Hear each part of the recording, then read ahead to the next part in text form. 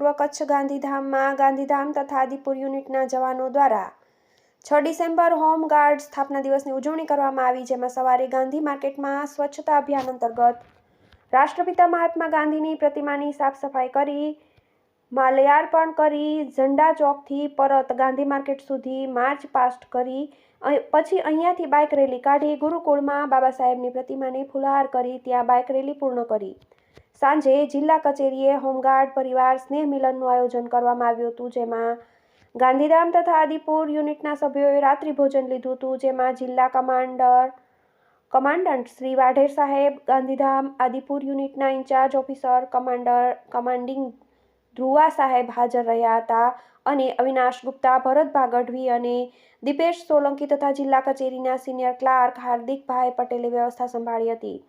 આસિફ કુરેશી, સિકંદર લુહાર, વનરાજસિંહ વગેરે હોમગાર્ડ સભ્યોએ સહયોગ આપ્યો હતો. આમ હોમગાર્ડ દિવસ ઉત્સવની ભવ્ય ઉજવણી કરવામાં આવી હતી. અંતમાં આ આયોજનને સફળ બનાવવા બદલ બધા હોમગાર્ડ સભ્યોનો આભાર માનવામાં આવ્યો. TV18 news Rathod, Dharamshibhai, Gandhidham, Kutch.